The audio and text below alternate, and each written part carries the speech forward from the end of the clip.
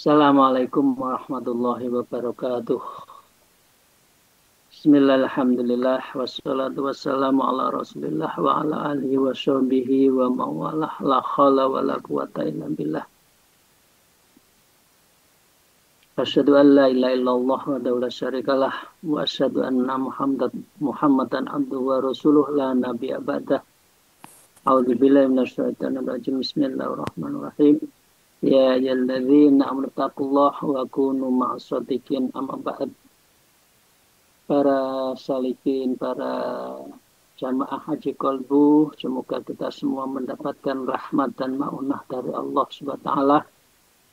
Dan karenanya mari kita bersyukur. Alhamdulillahirabbil alamin ala kulli halin wa ni'matin, dan senantiasa bersalawat Allahumma shalli ala sayyidina Muhammad wa ala alihi wa ashabihi. Hari ini kita melanjutkan ngaji kitab Maraqil Ubudiyah dan membicarakan tentang etika mandi.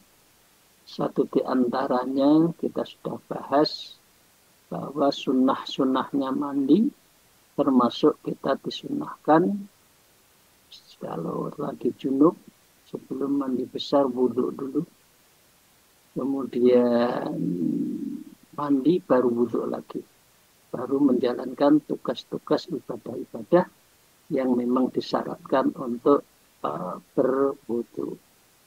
Untuk itu mari kita lanjutkan Bapak sekalian. Wal fari wa qala al muallif fi hadzal kitab wa nawafihima fi ulumiha fi darain amin ya rabbal alamin. A'udzubillahi minasyaitonir rajim. Bismillahirrahmanirrahim. Wal faridatu min jumlati dzalik kulli, dan hal yang fardu dari sejumlah seluruhnya itu, artinya kita dalam mandi tadi ada yang fardu-fardu yang harus dijalankan. Jadi kalau orang mandi besar, ya mandi besar.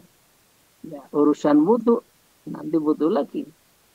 Mandi besar kita, junub kita ya karena junub, maka niatnya junub, mandi junub. Dan kalau kita mau wudhu, wudhu untuk ibadah yang maka dengan demikian Bapak sekalian, an-niyatu wa izalatun najasata wasti'yabul badan, maka dengan demikian harus ada niatnya.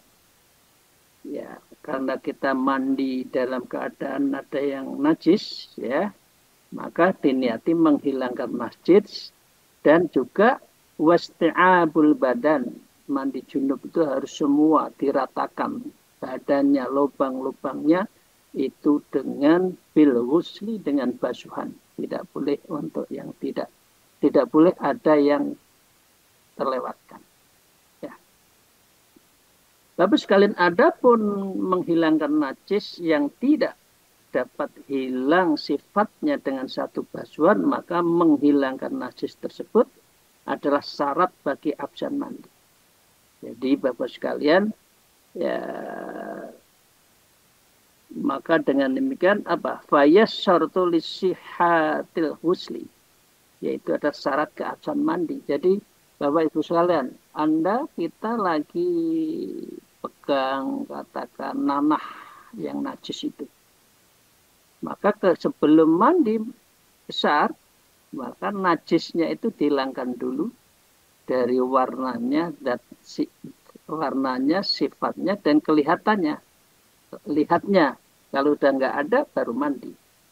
Karena kalau kita mandi belum tentu itu semua hilang najisnya. Jadi najisnya itu dihilangkan dulu baru mandi.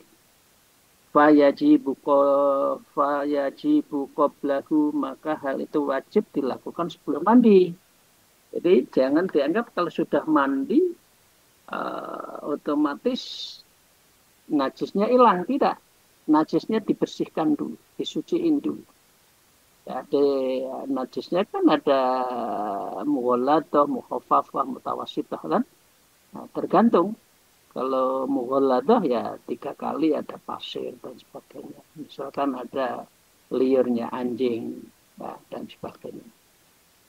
Maka dengan demikian wa amma in zalat bidzalik, dan adapun jika najis itu dapat hilang dengan satu basuhan saja, fa idzalatuha qoblal ghusli sunatan, maka membersihkan najis tadi sunat sifat. Tapi kalau najis besar yang tidak mungkin hilang tanpa disuciin, maka wajib. Tapi kalau dibasuh seret hilang, ya misalkan kencing anak dibasuh udah hilang, maka itu sunnah, dibersihkan dulu juga lebih baik. Idza wasal ma'u ilal basyarati bi ghairi taghayyurin wa illa wajabat, apabila air dapat sampai ke kulit tanpa terjadi perubahan, dan jika tidak maka wajib. Artinya kalau maaf kena kotoran manusia ya, itu disabun 2 kali, kadang-kadang kan masih bau. Nah karena itu harus dibersihkan dulu baru mandi. Maka dengan demikian itu semua yang menyertai dari mandi kita sehari-hari. Ya, artinya ada syarat yang lain adalah mensucikan, bukan hanya sekedar mandi. Bapak sekalian, secara singkat Imam Ghazali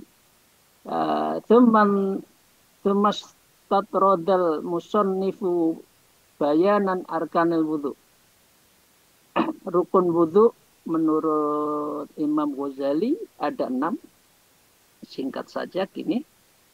Waslul wajh, yang pertama adalah membasuh. Kemarin kita sudah bahas, bukan memercik ya, bukan semprot ya pakai spray, enggak, harus dibasuh. Jangankan menyemprot, ada ada gerojokan kita gini-gini aja sih, itu belum wudu. Wudu itu harus pakai tangan dikepoyok-kepoyokkan untuk dibasuhkan. Yang kedua, wal badaini ma'al mirfaqo, ini membasuh kedua tangan beserta sampai siku. Ya, jangan hanya pergelangan. Ya. Maka dengan demikian ini tidak bisa. Orang hanya sekedar di pergelangan itu nggak boleh sampai ke siku.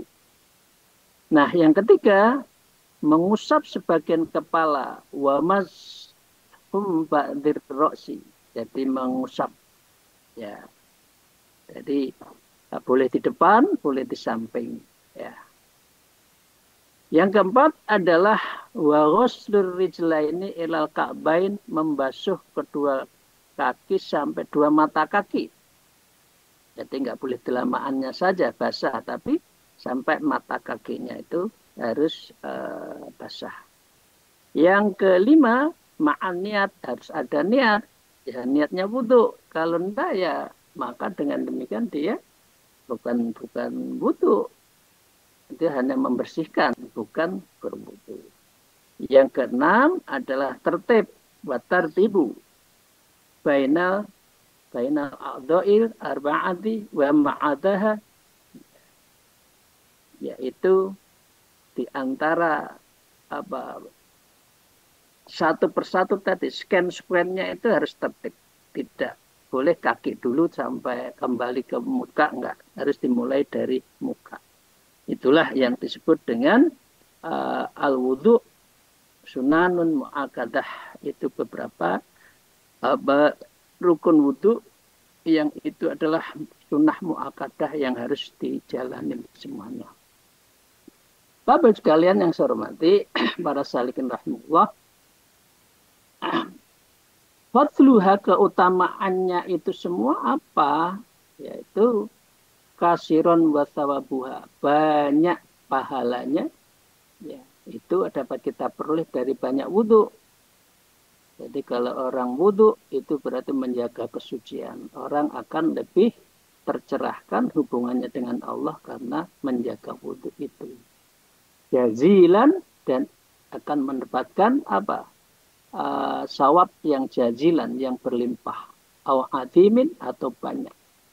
Jadi orang yang menjaga wudu itu adalah orang yang sangat dicintai Allah. Innallaha yuhibbun at-tawwabina wa yuhibbul mutatahhirin. Allah sangat mencintai pada orang yang membersihkan dan bersuci serta orang yang bertaubat. Bapak sekalian, sekarang begini. Ini untuk introspeksi. Wa qala al-mu'allif wal muta'awinu fiha ayil mustahkiru li sunnani khasir, dan orang yang menyempelekan dengan wudhu tadi, maka orang itu adalah lisunnani khasirun. Maka orang itu adalah cenderung orang yang rugi. Ya, balwa, bahkan ia ayil mutahawinu, orang yang menyempelekan, mensucikan wudhu itu bi aslil faridatil muhadir, terhadap pokok-pokok di dalam fardu-fardu ibadah itu, muhatirun, dia adalah orang yang membahayakan. Enggak ngapain wudhu. Jadi kalau bisa Bapak Ibu sekalian kita jaga wudhu ya, karena apalagi astagfirullahaladzim, moga-moga kita tidak dalam keadaan maksiat kalau sedang dipanggil oleh Allah. Tapi kalau kita jaga wudhu kita, maka saat tertentu Allah memanggil itu dalam keadaan husnul khotimah. Jadi orang yang tidak membiasakan wudhu itu adalah orang yang gampang rugi. Ya, bahkan musarrifun al fasadin, dan orang itu bisa mendekati kepada kerusakan. Orang yang tidak punya wudhu biasanya gampang tergoda untuk maksiat, dzunub, dan lain sebagainya. Li'anna tahawuna bisunnani yu'addi ila tahawuni bil faraid, karena sesungguhnya menyepelekan terhadap sunnah-sunnah akan mengantarkan kepada tahawunil bil faraid.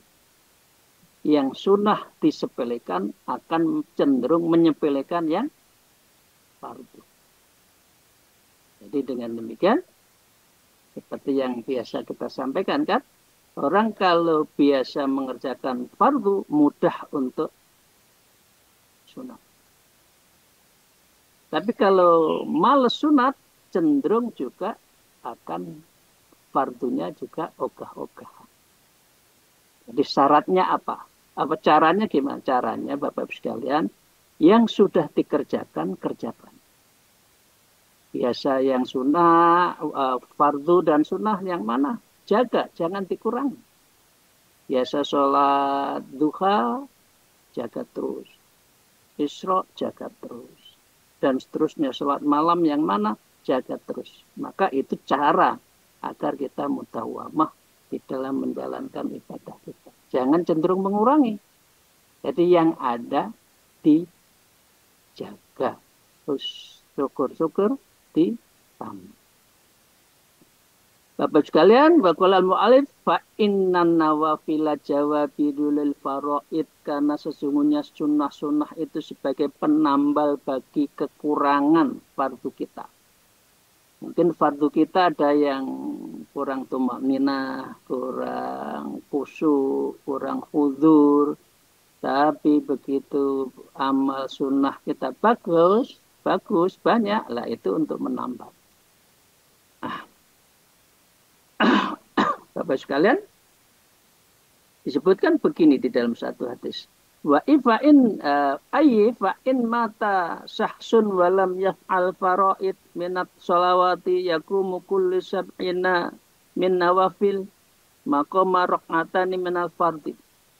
Jika seorang wafat dan dia belum pernah mengerjakan ibadah fardu berupa sholat wajib katakan, maka 70 ibadah sunnah diposisikan mengganti kedudukan 1 rakaat dari sholat fardu. Jadi ada baiknya sholat sunat itu untuk menutupi dari sholat fardu kita. Wa kadzalika yakumu kullu sab'ina riyalan min shadaqatin tatawwu. Demikian pula setiap 70 rial sedekah sunnah diposisikan ya. Maqamur riyalin wahidin min zakat. Maka 70 rial itu mengganti dari 1 real zakat. Artinya yang utama harus tetap dijalankan. Tapi bisa ngurangi, menutupi minimal 1/70-nya tadi. Amma dunya, amma fit dunya fala yujbaru tarkul faraidi bin nawafil bal la budda min filiha. Adapun dunia maka tidak dapat ditambal meninggalkan ibadah fardu dengan ibadah sunnah. Tidak bisa. Fardu tetap fardu. Akan tetapi tidak boleh, tidak, artinya mesti untuk dilaksanakan. Kalau soal yang fardu, dah aku nggak, dah salat Ramadannya nggak usah, tapi salat puasa Senin Kemisnya saya jalanin, atau Aumil Bid saya jalanin biar saya kurus lah, niatnya nguruskin, bukan niatnya untuk puasa sunnah kok. Maka yang puasa fardunya tetap harus dijalankan. Bapak sekalian,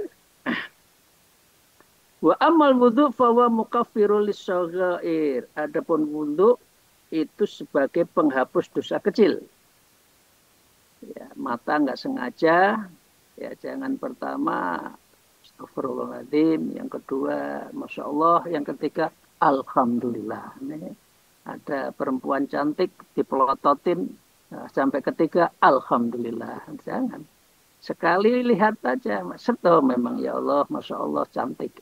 Atau orang perempuan lihat yang ganteng, wah tuh kekar ganteng ya kan gitu. Tapi jangan dipelototin aja. Nah, itu berarti dia sudah nafsu. Jadi dosa kecil itu bisa terhapus oleh wudhu. Fa illam yakun alaihi syai'un minas saghair futat minal kabair. Lalu jika tidak atas seseorang sesuatu pun dari dosa kecil, maka digugurkannya dari dosa-dosa besarnya itu. Jadi dengan demikian wudhu itu sangat penting. Tumal faraiduna binisbati lil wudhu. Kemudian fardu-fardu di sini dikaitkan dengan wudhu. Ya ini di dalam rangka apa?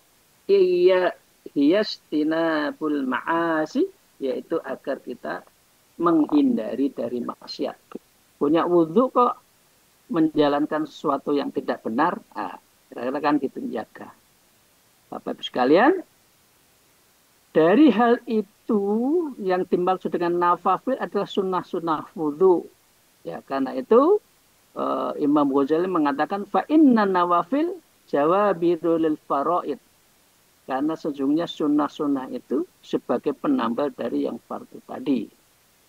Adapun bahwa melakukan sunnah-sunnah wudhu, yaitu sebagai penambah fardu-fardu, ya, sunnahnya dijalankan wudhu, begitu juga mandi-mandi tadi, hal itu adalah meninggalkan dosa-dosa yang berkaitan dengan hak-hak Allah.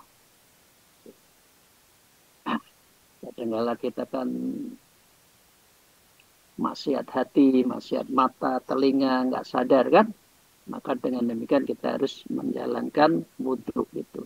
Bimakna anna mukaffaratul litradunub, dengan arti sunnah-sunnah wudhu itu adalah menghapus dari sebagian dosa-dosa yang.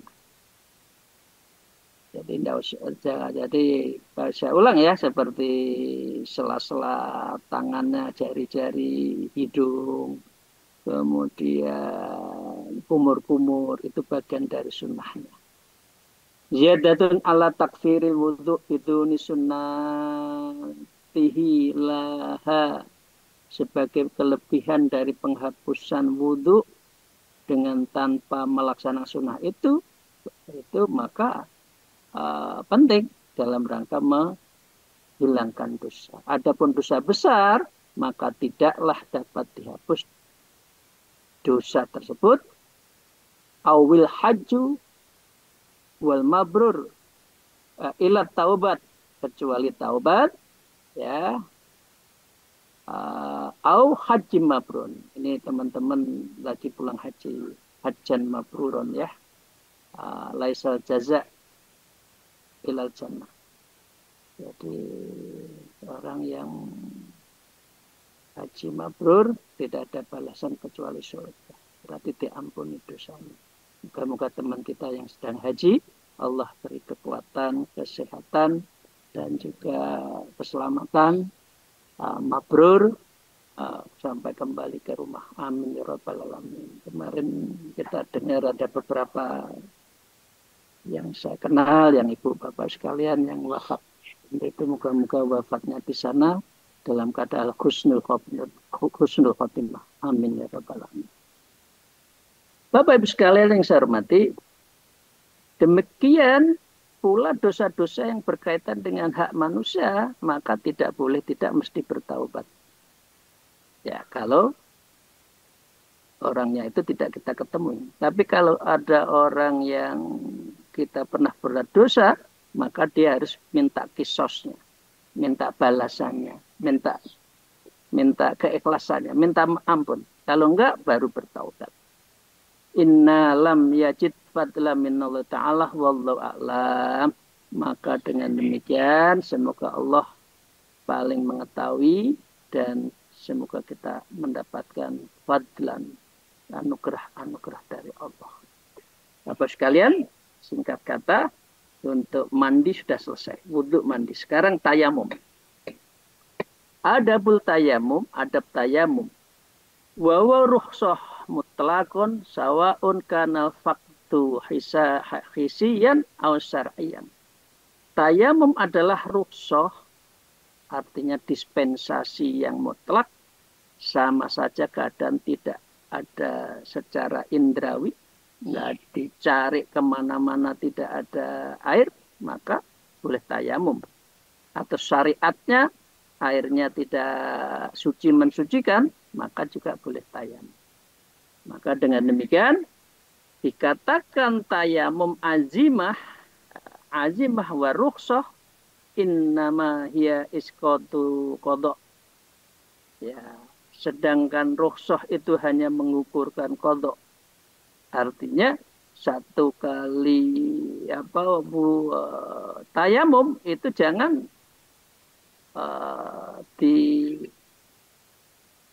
diropel. Ya, misalkan tayamumnya pagi sampai sore, sampai duhur, sampai asar, maghrib. Saya sudah tayamum kok. Jangan. Jadi itu hanya namanya apa? Namanya hanya rukhsah. Jadi caranya seperti itu. Karena ada loh yang berpendapat bahwa ya saya tayamum mulai jam 11 siang, nggak ngentut-ngentut sampai maghrib masih dianggap tayamum. Itu enggak. Wakila dan dikatakan ingkana waktu khasian wa ila paruh soton. Jika ketiadaan air secara panca indera, ya, maka azimah ketetapan asalnya. Jika ya tidak, maka dia adalah rukhsah. Jadi Bapak sekalian, jadi tayamum karena dua, memang nggak ada air atau ada air yang tidak bisa memenuhi syarat tadi. Maka dengan demikian, dengan dalil sahnya tayamum, orang yang bermaksiat dengan sebab kepergiannya sebelumnya bertobat jika ketiadaan airnya indrawi nyata. Artinya, ada sesuatu salah dosa besar, kemudian tidak ada air, dia tayamum, nah, itu juga bisa menjadi syarat. Wa butlana tamayyumuhi qablaha, namun batal tayamum sebelum ia bertaubat. Ya. Artinya dia harus tayamum dulu sebelum bertobat. In faqadahu syar'an kana tayammumu li nahwil maradin, jika tidak mendapatkan air secara syarat seperti ia bertayamum karena sakit umpama. Bapak sekalian, maka jika kamu tidak sanggup untuk menggunakan air karena salah satu dari 6 sebab, maka boleh tayamum. Apa? Dalam keadaan apa boleh tayamum? Yang pertama adalah li faqdihi ba'dat tolabi. Golek air, nyari air tidak ketemu. Nah, boleh. Yang kedua udur karena sakit min maradi aw limani'i minal wusul ilaih min subu'in aw habsin. Udur sakit, tidak bisa. atau di dalam suasana banyak binatang buas, ular daerah situ banyak, keluar takut, maka boleh tayamum. Maka dengan demikian, ini sebagaimana yang disampaikan oleh Syekh Atiyah. Yang ketiga, aukanal ma'ul hadir, keadaan air yang ada, ya, tastaju ilahili adsika oli adsi rofikika. Ada air, tapi itu cukup untuk minum, untuk jaga kesehatan, untuk jaga kehidupan. Maka tayamum. Airnya itu jangan untuk wudhu. Apalagi itu dibutuhkan oleh temannya juga. Ya, jadi tidak boleh ada air sedikit untuk wudhu. Lebih baik tayamum, airnya untuk minum. Maka dengan demikian, Bapak sekalian, wa yahrumul wudhu, maka diharamkan wudhu tadi, bihi, dengan air yang sedikit tadi, saunan liruhi, karena itu lebih baik memelihara nyawa, itu lebih baik. Awil wudwi, awil manfaati minat talafi, atau anggap tubuh, atau kegunaan dari hancurnya, rusaknya kesehatan kita. Maka itu didulukan. Kalau airnya sedikit, maka justru haram untuk pakai wudhu. Ini yang ketiga. Yang keempat, airnya aukana milkan li ghairi walam bay'in ila biaktari min tamanil misli. Airnya orang lain ya dijual mahal, nggak mampu membeli, maka boleh tayamum saja. Itu ya.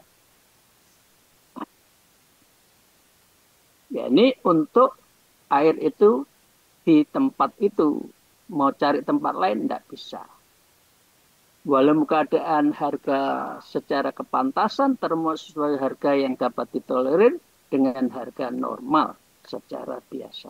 Kemudian yang kelima, ada pada dirimu suatu luka, ada sakit, auka nabika haro jaza jarohatun, kita sakit nanah bengkak, kalau dikasih air itu agak bahaya, maka itu boleh untuk ditayamum, boleh untuk melaksanakan tayamum. Hal ini seperti yang disampaikan oleh Rasulullah kepada, diriwayatkan oleh Imam Hakim. Rasulullah bersabda, ya, ketika ada sahabat dari Rasulullah, ketika ada sahabat Rasulullah sakit, kemudian teman-temannya mengatakan begini, nah kamu cepat wudhu dong, gitu loh. Thumma asobatul ikhtilal fa'amaruhu bil ikhtisal faktasal famata. Maka anak ini, orang sahabat Rasulullah itu, karena dibilang teman-temannya, oh sakit kamu, apa, udah mandi aja, jangan apa, tayamum, mandi, ya. Kemudian faktasal famata, kemudian meninggal, ya. Maka dengan demikian berita itu sampai pada Rasulullah. Rasulullah bersabda gini, qatalahu alam yakun sifaul ayyisu ali, mereka adalah membunuh orang itu, bukankah obat tidak tahu adalah untuk bertanya. Jadi obatnya orang tidak tahu adalah bertanya. Tanya dulu pada Rasulullah. Artinya kalau sakit, ada sesuatu yang membahayakan, maka dengan demikian boleh tayamum. Yang keenam adalah au maradun taqafu minhu ala nafsik. Ya, engkau sakit yang kamu khawatir terhadap atas dirimu, bisa halaka, lebih rusak, atau maut, bisa membahayakan mati, maka tidak harus kita pakai air, tapi pakai tayamum. Maka dengan demikian, fa'idha aradtal tayamum, apabila kamu ingin bertayamum, ya, fasbir hatta yadkhulu waktul faridah. Mau sholat baru tayamum. Bukan tayamumnya pagi sampai malam dianggap saya sudah tayamum kok. Enggak. Ya. Ini disebutkan di sini fasbir hatta yadkhulu waktul faridah. Sebelum sholat langsung tayamum. Li anna tayamum taharah itu adalah karena sesungguhnya tayamum itu adalah bersifat darurat. Anna taharatun darurah wala darutun qoblal waktun, dan tidak ada kedaruratan sebelum waktunya. Jadi Bapak sekalian, ada waktu dulu, waktu saya haji itu ada yang berpendapat seperti itu, sehingga saya debat. Oh, tayamumnya sudah lama, berkali-kali sholat masih dianggap tayamum, enggak. Kemudian yang kedua, airnya ada, ya. Tapi antrinya lebih dari 15 orang waktu haji, enggak sah. Ngapain Allah kasih rukhsah kok? Yang ngantri-ngantri saya tayamum lah. Ini tafsir jalan lain, ini bukan tafsir jalan lain ini. Jadi banyak orang itu menyepelekan apa ya, hukum kadang. Banyak ya sekarang itu. Terus pakai spray ya, wudhu kok pakai spray. Terima kasih Bapak sekalian. Semoga Allah memberi kesehatan kita semua. Sehat walafiat lahir batin. Matur suwun, mohon maaf. Akhirul kalam. Wallahul muwafiq ila aqwamit thariq. Assalamualaikum warahmatullahi wabarakatuh. Waalaikumsalam.